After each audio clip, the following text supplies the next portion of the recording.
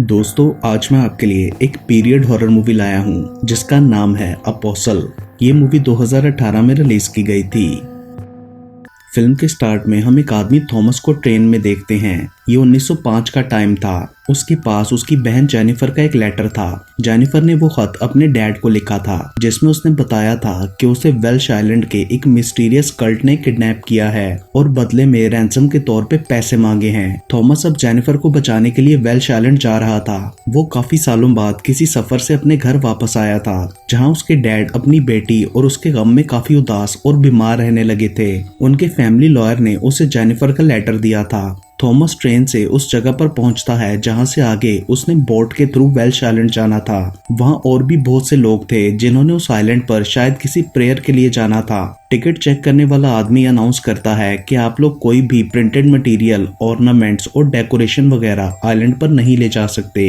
Thomas notice करता है कि उसके टिकट पर कोई स्टैंप लगी हुई है जो कि बाकी सबके टिकट्स पर नहीं है, तो वो चालाकी से अपना टिकट एक दूसरे बंदे के साथ एक्सचेंज कर लेता है और बोट पर चढ़ते हुए वो देखता है कि जिस आदमी के साथ उसने टिकट एक्सचेंज किया था उसके सामान पर कुछ मार्क किया गया है। रास्ते में एक लेडी उससे पूछती है कि आपको पहले कभी प्रेयर मीटिंग में नहीं देखा, जिस पर थॉमस बहाना बनाकर उसे टाल देता है। वो उस कल्ट का मेंबर बनकर वहां जा रहा था। तभी ऊपर रखे लगेज में से एक लैंप वहां गिर जाता है। थॉमस उसे उठाता है तो वो टिकट वाला आदमी लैंप को उससे लेकर पानी में फेंक देता है और कहता है कि ये गॉडेस डिसाइड करेगी कि हमें क्या लेना है और क्या देना है। उसके बाद अगली सुबह वो लोग आइलैंड पहुंच जाते हैं। हार्बर पर वो नोट करता है कि उस टिकट वाले आदमी को आइलैंड के कुछ लोगों ने घेरा हुआ था। एरिस्टन आइलैंड के अंदर पहुंचकर सब नए लोगों का नाम, ऑफरिंग और क्रिमिनल रिकॉर्ड पूछा जा रहा था और उन्हें एक बोतल भी दी गई थी जिसका मकसद थॉमस को समझ नहीं आया था। रूम में पहुंचकर थॉमस को एक बुक मिलती है जो उस कल्ट के मानने वालों के लिए थी।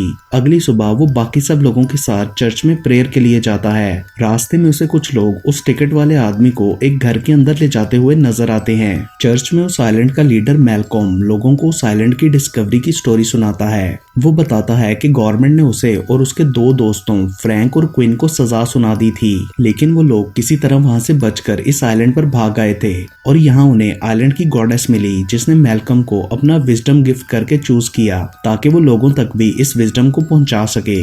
वो ये भी बताता है कि यहाँ पर लैंड टैक्स और आर्म्स जैसी कोई सख्ती नहीं है और यहाँ पर हर इंसान फ्री मैन की तरह रहता है। अचानक से थॉमस को खिड़की के बाहर एक लेडी गुजरती हुई नजर आती है जिसे मैलकॉम भी देखकर थोड़ा घबरा जाता है। तभी कोई बंदा बाहर से आकर फ्रैंक के कान में कुछ बताता है और सेशन के बाद मैलकॉम, फ्रैंक और क्विन उस टिकट वाले आदमी से मिलने जाते हैं जिसे बहुत ज्यादा टॉर्चर किया गया था और उसको पैसों के बारे में कुछ पता नहीं था। मैलकॉम समझ जाता है कि ये गलत बंदा पकड़ा गया है, इसलिए वो उसे मार देते हैं। मैलकॉम बाकी दोनों से कहता है कि यहाँ पर कोई इंट्रूडर घुस आया है जो कि छुपना जानता है, हमें उसे ढूंढना होगा। अगले सीन में हम फ्रैंक के बेटे जेरमी और क्विन की बेटी फियोन को बोट में एक साथ छुपकर मिलते हुए देखते हैं। उन दोनों का अफेयर चल रहा था। उस रात थॉमस आइलैंड के बारे में जानने के लिए लोगों के घरों में झांकता है जिससे उसे पता चलता है कि लोग उन बोतल्स में अपना ब्लड निकाल कर डालते हैं। वो ये भी देखता है कि मैलकॉम अपने घर की सीक्रेट बेसमेंट में जाता है। वहां से भागते हुए थॉमस फियोन से टकराता है और जेरेमी को भी वहां देखकर वो उन दोनों के अफेयर के बारे में समझ जाता है।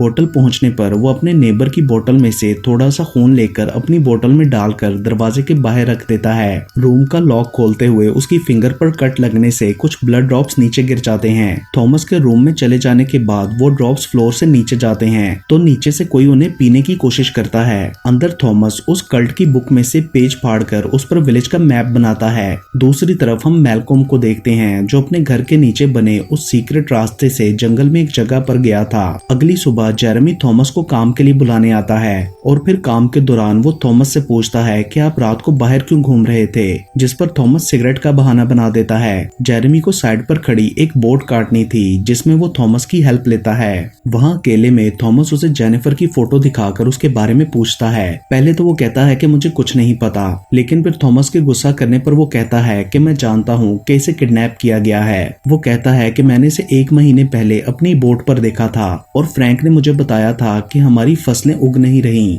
और जानवर भी बच्चे नहीं दे रहे, जिस वजह से हमें आइलैंड के लिए खाना इंपोर्ट करना पड़ता है और इसके लिए लिए हमें पैसे चाहिए। इस लड़की का बाप बहुत अमीर है, इसलिए हम इसके बदले उससे रैंसम में पैसे लेंगे ताकि हम लोग भूख से ना मरें। थॉमस बोलता है कि तुमने जेनिफर की मदद क्यों नहीं की, जिस पर जेरेमी कहता है कि मैं कमजोर हूँ, मैल्कम की गार्ड से लड़ नहीं सकता, लेकिन तुम उन्हें रैंसम के पैसे मत देना। उसके बाद थॉमस जेरेमी से कहता है कि तुम मेरे यहाँ होने के राज को किसी को मत बताना और तुम्हें मेरी मदद भी करनी होगी जब तक मैं यहाँ हूँ, वरना मैं तुम्हारे अफेयर के बारे में सबको बता दूंगा। अगले सीन में हम मैल्कम की बेटी एंड्रिया और फियोन को देखते हैं। फियोन उसे बताती है कि मुझे लग रहा है कि मैं प्रेग्नेंट हूँ। दूसरी तरफ मैल्कम सब न्यू कमर्स को चर्च में बुलाता है ताकि वो इंट्रूडर का पता लगा सके और इस मकसद के लिए वो उन लोगों से अपनी बाइबल में लिखी हुई वर्स पूछता है जो कि थॉमस को नहीं आती थी। इसलिए वो अपनी नाइफ निकाल लेता है ताकि मैल्कम के करीब आने पर वो उसे मार दे, लेकिन उससे पहले ही थॉमस के साथ वाला बंदा मैल्कम पर अटैक कर देता है क्योंकि उसे किंग ने मैल्कम को मारने के लिए भेजा था। मगर थॉमस उसे रोकते हुए मैल्कम को बचा लेता है, जिससे वो बुरी तरह जख्मी भी हो जाता है। देन गार्ड्स उसको मार देते हैं। वो कातिल मरते हुए मैल्कम से कहता है कि ये जगह एक दिन जल जाएगी। उसके बाद मैल्कम थॉमस को अपने घर ले जाता है और एंड्रिया को उसके जख्म पर स्टिचेस लगाने के लिए बोलता है। मैल्कम थॉमस को उसके एक्ट के लिए थैंक्स बोलता है। अब उन लोगों को टेंशन हो रही थी कि किंग जंग के लिए आर्मी भी भेज सकता है, इसलिए वो अपने डिफेंस को स्ट्रेंथन करने के लिए जाते हैं। वो लोग आपस में ये भी बात करते हैं कि हमें इंट्रूडर को भी ढूंढना है। रात को एंड्रिया थॉमस के पूछने पर बताती है कि मेरे अंकल डॉक्टर थे और उन्होंने मुझे ये सब मेडिकेशन का सामान ला कर दिया। वो बताती है कि मेरे जन्म लेते ही मॉम की डेथ हो गई थी। अगले सीन में मैल्कम इंट्रूडर को ढूंढने के लिए जेनिफर की पूरे विलेज में ये कहते हुए परेड करवाता है कि ये एक जासूस है जो हमारी कम्युनिटी को डिस्ट्रॉय करने आई थी,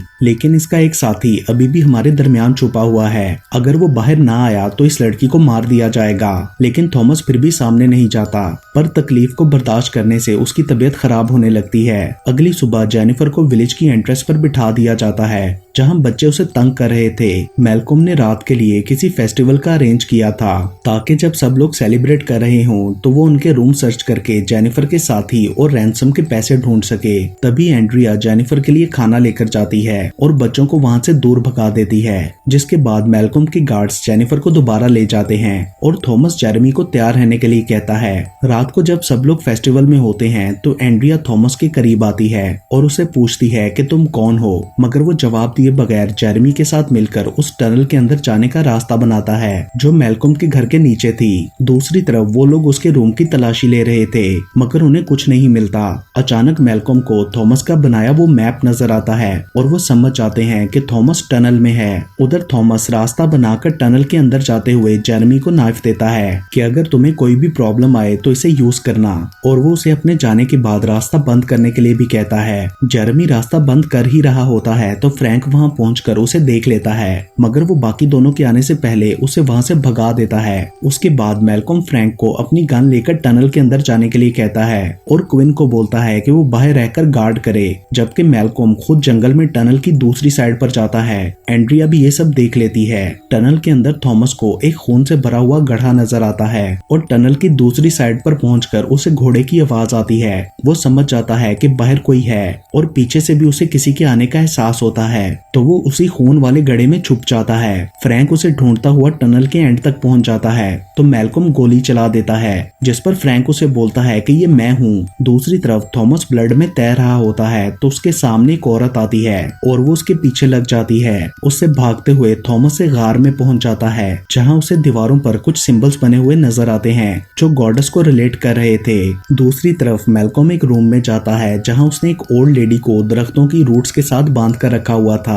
एक्चुअली वो औरत ही उस आइलैंड की गॉडेस थी। वो उस पर गुस्सा करता है कि तुमने खुद को थॉमस के सामने रिवील क्यों किया, और फिर उसे अपना ब्लड पिलाते हुए कहता है कि तुम अब हमारी फसलों को खराब नहीं करोगी। उधर एक मास्क वाला आदमी भी एक बोरी को घसीटते हुए ले जा रहा था जिसमें शायद जेनिफर थी। उधर थॉमस की अचानक से आंख खुलती है तो वो वहां एंड्रिया को देखता है। न जाने कब वो गार में सो गया था। एंड्रिया उसे साफ कपड़े पहनने के लिए देती है और उसके चेंज करते हुए वो थॉमस की कमर पर जख्मों के निशान देखकर पूछती है कि तुम्हें क्या हुआ था, जिस पर थॉमस बताता है कि कभी मैं क्रिश्चियनिटी पर बहुत स्ट्रॉन्ग फेथ रखता था और फिर मैं क्रिश्चियनिटी की प्रीच के लिए चाइना गया था जहां बॉक्सर रिबेलियन वालों ने मुझे पकड़ लिया और बहुत ज्यादा टॉर्चर किया। थॉमस ने अपने बचने के लिए गॉड से बहुत ज्यादा प्रे की लेकिन उसे बचाया नहीं गया, जिस वजह से उसका गॉड पर फेथ खत्म हो गया। वो बताता है कि उस टाइम टाइम पर जेनिफर के अलावा सबने मुझे अकेला छोड़ दिया था, इसलिए अब मैं भी उसे अकेला नहीं छोड़ूंगा। मैंने गॉड की वजह से बहुत पेन सफर की है। एंड्रिया उसकी मदद करना चाहती है तो थॉमस बोलता है कि तुम्हारा बाप तो मुझे मारना चाहता है, जिस पर एंड्रिया कहती है कि मेरे डैड ऐसे नहीं हैं। देन थॉमस उसे कहता है कि तुम धोखे में हो, मेरी बहन ना तो धोखेबाज है और ना ही कोई जासूस है, वो यहाँ खुद नहीं आई, उसे ये लोग किडनैप करके लाए हैं। उसके बाद एंड्रिया थॉमस को खेतों में बने एक शैक के पास ले जाती है ताकि वो वहाँ छुप सके। वो थॉमस को फसलें दिखाते हुए बताती है कि ये सब टॉक्सिक हो चुकी हैं, पता नहीं क्यों, शायद गॉडेस की ताकत खत्म होती जा रही है। जिस पर थॉमस बोलता है कि शायद उसे किसी वजह से गुस्सा आ गया है। दूसरी तरफ फियोन जेरेमी से मिलकर बताती है कि मैं प्रेग्नेंट हूँ, जिस पर वो दोनों वहाँ से भागकर शादी करने का प्लान करते हैं। क्विन उन दोनों को एक साथ देख लेता है और फियोन के पास जाकर उसे मारते हुए पूछने लगता है कि तुम मुझसे क्या छुपा रही हो। दूसरी तरफ हम फ्रैंक को देखते हैं जो साइलेंट को छोड़ने की तैयारी कर रहा था क्योंकि उसे लगता था कि अब यहाँ रहना जेरेमी के फ्यूचर के लिए सही नहीं है। मैल्कम उसके पास जाकर उसे रोकने की कोशिश करता है। फ्रैंक उसे कहता है कि हमने जो कुछ किया या कर रहे हैं वो सब गलत है, ये कम्युनिटी अब खत्म हो चुकी है। दूसरी तरफ जब क्विन को फियोन की प्रेगनेंसी का पता चलता है तो वो गुस्से से पागल हो जाता है और उसे मारने के लिए आगे बढ़ता है। जब जेरेमी वहाँ वापस आता है तो फियोन को मरा हुआ देखकर शॉक्ड हो जाता है और फिर वो क्विन के साथ लड़ते हुए उसे स्टैब करता है, जिसके बाद क्विन बाहर भाग जाता है और जोर जोर से बोलने लगता है कि इसने मेरी बेटी को मार डाला है और अब मुझे भी मारना चाहता है। तो गार्ड्स जेरेमी को पकड़ लेते हैं जो कि भागते हुए खेतों में एंड्रिया और थॉमस के पास पहुंच गया था। क्विन विलेजर्स को अपने साथ मिलाकर कहता है कि जेरेमी का प्योरिफिकेशन रिचुअल के थ्रू मर्डर करना होगा। वो कहता है कि मैल्कम प्रॉफिट नहीं है, इसलिए तुम सब मेरे ऑर्डर्स मानो। जब जेरेमी को पकड़कर रिचुअल के लिए लाया जाता है तो एंड्रिया और थॉमस भी उसके पीछे आ जाते हैं और क्विन को रोकने की कोशिश करते हैं, मगर वो फिर भी जेरेमी को उसी रिचुअल के थ्रू मार देता है। एंड्रिया और थॉमस से ये सब देखा नहीं जा रहा था। गार्ड्स ने थॉमस को भी पकड़ लिया था। तभी फ्रैंक और मैल्कम वहां आते हैं और फ्रैंक अपने बेटे की डेड बॉडी देखकर बहुत बुरी तरह रोने लगता है। गार्ड्स जेरेमी की बॉडी को वहां से ले जाते हैं। मैल्कम क्विन से पूछता है कि तुमने ऐसा क्यों किया, तुम्हें ये राइट नहीं था, लेकिन क्विन उससे कहता है कि तुम झूठे प्रॉफिट हो, तुमने कम्युनिटी को इस हाल में पहुंचाया है और अगर तुम सही हो तो थॉमस को कत्ल करके प्रूफ दो क्योंकि वो हमारा दुश्मन है। मैल्कम उसकी बात मानकर नाइफ लेकर थॉमस की तरफ बढ़ता है। एंड्रिया उससे ऐसा करने से मना करती है। वो बोलती है कि ये आदमी हमारा दुश्मन नहीं है, मगर मैल्कम फिर भी थॉमस को मारने ही वाला होता है कि तभी फ्रैंक गन लेकर वहां आ जाता है, जिसका फायदा उठाकर थॉमस खुद को छुड़वा के वहां से जंगल में भाग जाता है। उसके आगे फ्रैंक भी भाग रहा था जो कि गॉडेस को मारने जा रहा था। जंगल में पहुंचकर थॉमस को गॉडेस का विजन आता है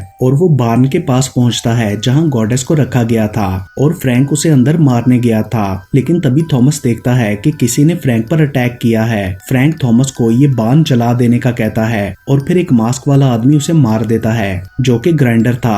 थॉमस उधर नीचे जमीन में बने गड्ढे में छुपता है और फिर नीचे से रास्ता बनाकर बार्न के अंदर चला जाता है। मैल्कम और क्विन वहां पहुंचते हैं तो क्विन ग्राइंडर को मारने लगता है। मैल्कम उसे रोकता है तो वो मैल्कम को भी शूट कर देता है, जिससे मैल्कम बेहोश होकर टनल में गिर जाता है। बार्न के अंदर थॉमस देखता है कि ग्राइंडर जेरेमी की बॉडी को काट कर उसके पीसेस जबरदस्ती गॉडेस को खिला रहा है। उसके बाद थॉमस दूसरी साइड पर लटकी एक सैक के पास जाता है जिसमें जेनिफर थी। वो उसे अपना बताकर खोल देता है, लेकिन तभी ग्राइंडर वहां आता है और थॉमस के सर पर डंडा मारकर उसे बेहोश कर देता है और क्विन जेनिफर को अपने साथ ले जाता है। दूसरी तरफ एंड्रिया गॉड से प्रे कर रही होती है कि तभी उसके पास कोई पहुंच जाता है। थॉमस को जब होश आता है तो वो खुद को मीट टेबल के साथ बंधा हुआ पाता है। उसके हाथों और पैरों में हुक्स डली हुई थीं। तभी वो मास्क वाला आदमी मीट ग्राइंडर को चलाता है, जिससे थॉमस खिंचता हुआ उसके सामने पहुंच जाता है और उसके हाथ ग्राइंडर के अंदर चले जाते हैं और थॉमस खुद को छुड़वा कर उस आदमी को मार डालता है। गॉडेस थॉमस को देखकर कहती है कि मैंने तुम्हारा बहुत इंतजार किया,